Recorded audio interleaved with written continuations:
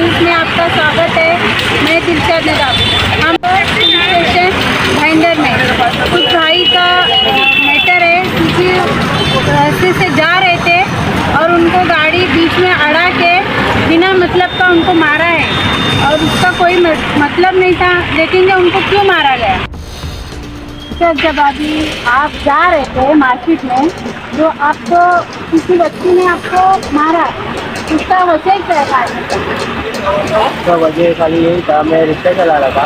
Rickshaw चला के वो मुझसे पीछे से आके आगे गाड़ी लगाया, गाड़ी लगा के वो डायरेक्ट मुझे मारने लगा और उसका कहना है उसके पैर से गाड़ी गई, उसके पैर से तो एक फर्क भी नहीं आया था और आपको मारे? हाँ, तो फिर आप भी मारा है। जब आपको मारा गया तो आपने पुलिस स्टेशन में जाकर उनके खिलाफ कंप्लेंट दर्ज किया?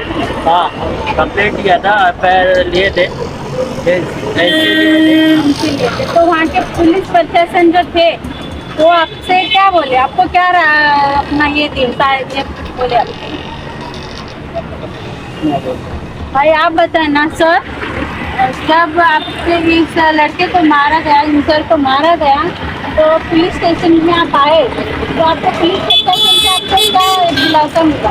मैडम, मैं आपको इतना से बताता हूँ, जब मेरे लड़के के साथ में हादसा हुआ तो मेरा लड़का नवगढ़ रोड डायना बार के सामने ये हादसा हुआ।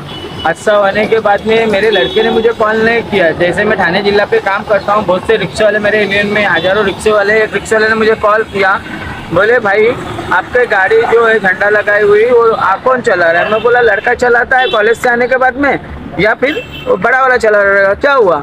तो बोलते उससे मारामारी हो गया है, आप उससे ज़रा फ़ोन पे बात कर लो। तो मैंने इससे फ़ोन पे बात किया, बोला बेटा क्या हुआ? तो बोले पप्पा मैं गाड़ी लेके जा रहा था, स्कूटी वाला पीछे से आया, आगे आड़ा मारा और नीचे उतर के डायरेक्ट मेरे को मारने लग गया। अब वो मारने लग गया क्यों, वो मुझे रात को समझ में आ गया। थोड़ा हाइट बॉडी से था, वो अपने आप को ज़्यादा हीरो समझ रहा था और उसमें एटीट्यूड जाते था। क्यों कि रेड चिल्ली जो एक होटल है, 3-4 दिन पहले उसने उधर भी लफड़ा किया है। जो एक मुस्लिम समुदाय से वेटर आते हैं उनको जातिवाद पे गाली दिया और उसको जातिवाद करने का बहुत शौक है वो बंदे को।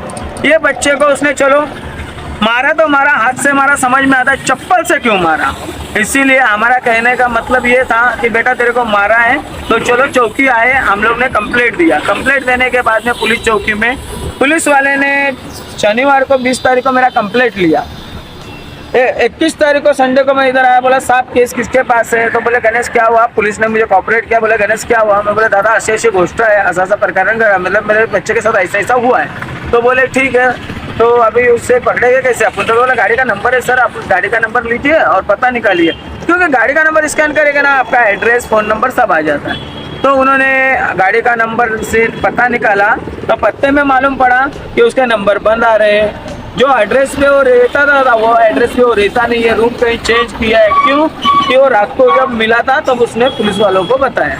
फिर उसके बाद में मेरे को संडे के दिन कुछ बराबर जवाब नहीं आ पाया, क्योंकि श्रद्धांजलि के लिए मैं कहा था काशी मिला था 21 तारीख को, जो सनी का मैटर हुआ था। सनी रमेश राठौड़ के लिए हम लोग श्रद्धांजलि के लिए काशी मिला थे, तो उस दिन वो तो कुछ नहीं हुआ। पर कल रात को मैं उसको ढूंढ ही रहा था, देवी को स्थापना की है।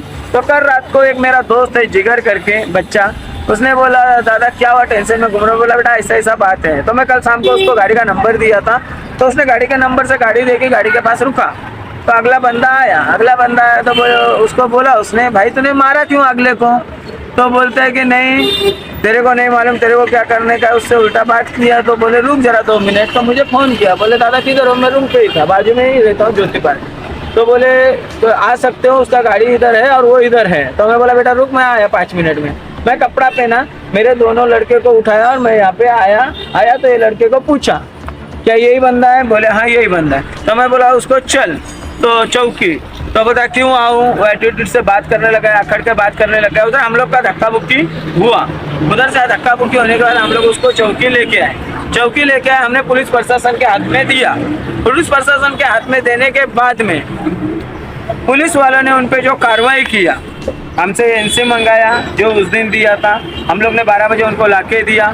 फिर हम लोग 12 बजे के बाद में कुछ 12:30-1 बजे तक हम यहाँ रुके थे। तब उनके तरफ से एक ये आया था पदाधिकारी, फिर उनकी मम्मी थी, बाप थी, पुलिस वालों ने गाड़ी छोड़ दिया, उसका माँ चला गया, बाप चला गया, फिर उसके बाद में वो पदाधिकारी भी चला गया। फिर जो हम लोग सोचे शायद चला गया, सवेरे इसको कोर्ट में खड़ा करके जैसे पहले होता था दादा। फिर हम लोग भी इधर से कुछ 1 बजे निकल गए, पर जो यहाँ बच्चों को लगता है ना तो दिल में आग लगी रहती है, तो संतुष्टि नहीं मिलती है। मेरी 3 बजे 3:30 बजे आँख खुली करने के बाद मैं बोला बच्चों लोग को, बेटा उठो जरा, अपने को काम है। तो बोले पापा क्या हुआ, 4 बजे रात को 3 बजे रात को अपने को कहाँ जाना है? बोला नहीं कुछ काम है, क्योंकि मुझे डाउट था वो मेरे को क्लियर करना था। जब मैं आया 4 बजे चौकी में तो मैंने सर को पूछा, ना गाड़ी है ना आरोपी है, तो है किधर? तो सर बोले कि हमने उनको नोटिस देके छोड़ दी। तो उनको नोटिस में क्या लिखा था, नोटिस में उसके लिए क्या बोला गया, या नोटिस में उससे क्या बातचीत हुई, या नोटिस में क्या उनका मुद्दा था, वो हमको मालूम तक नहीं पड़ा। जब हमको हमारे बच्चे ने मार खाया, हमारे बच्चे पे हल्ला हुआ, जब हमारे बच्चे को आरोपी को हमने पकड़ के आपको दिया, हमको तुम ना भरोसे में लेके ना बता के तुम डायरेक्टली छोड़ दिए नोटिस देके, तो ये किस मुद्दे से? मतलब आज के बाद में कोई हमारे बच्चे को या किसी को कोई मारता है तो तुम हम यहाँ आए कि हम कंप्लेंट करें, हम कानूनी कार्रवाई में जाए और वो हमको मार के चले जाए। वो मार के जाने के बाद में वो हमने बोला सर अगर गुस्से में कभी अभी जाके मैं उसको मारूं तो बोले तेरे को भी नोटिस देंगे। आपका कहने का ये मतलब है कि जो आरोपी था उन्होंने आपको बताया नहीं है, पुलिस प्रशासन आपको बगैर बताए उनको छोड़ दिए क्योंकि वो बड़े पद पे थे। हाँ, और जैसे कि अभी ये लड़का है, आज मैं रिक्शे वाले को, मेरे दोस्त यार को, सबको बता दूं, अगर आप पे कोई हमला करता है पहले तो आप किसी पे हाथ नहीं छोड़ोगे। अभी कायदे में नियम आया बोलता है आप पे कोई हाथ छोड़ता है तो आप भी उस पे बिंदास हाथ छोड़िए, आप एक दूसरे को मारिए, दोनों को नोटिस मिलेगा। तो भाई इधर आके जब न्याय ही नहीं मिलेगा तो आपको मार रहे तो आप मार खा के क्यों ले रहे हैं? आप भी उनको मारिए और दोनों जन नोटिस लीजिए। ये कायदे ने बोला है, मैंने सवेरे साहब से पूछा तब साहब ने भी यही बात बोला है, मेरे पास रिकॉर्ड में है, और मैं सवेरे कम से कम 10 मिनट यहाँ बात करने के बाद आप लोगों को बुलाया।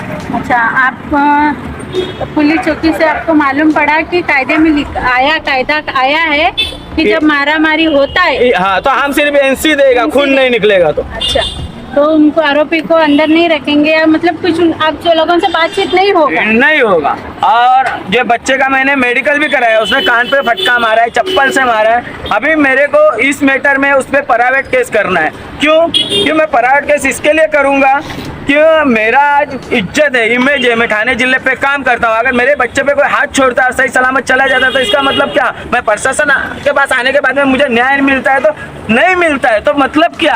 तो फिर मुझे प्राइवेट केस में जाना पड़ेगा। और उन्होंने भी बोला तुम जब तक केस नहीं करोगे, कोर्ट से आदेश नहीं आएगा, हम कुछ नहीं कर सकते। सर का कहने का यही मतलब है, जब उनको रास्ते पे उनके बच्चे को आधे रास्ते पे खड़ा करके उनको मारा गया, हाथ से बल्कि चप्पल से भी मारा गया, फिर भी उन्होंने इधर चौकी में आए, क्योंकि उनके कहने का मतलब है रास्ते पे मारामारी करना गलत है, चौकी में लेके आए। लेकिन यहाँ पे उनको न्याय नहीं मिला क्योंकि जो व्यक्ति सामने वाला था वो कोई ऊंचे पद पे था और इसके लिए वो बच्चे को न्याय नहीं मिला। और वो जैसे बाहर गए वैसे उस आरोपी को वहाँ से छोड़ दिया गया। तो न्याय मिलना चाहिए, इनका ये मांग है। देखेंगे इनको न्याय मिलेगा इस चौकी से कि नहीं मिलेगा, हम आगे देखेंगे।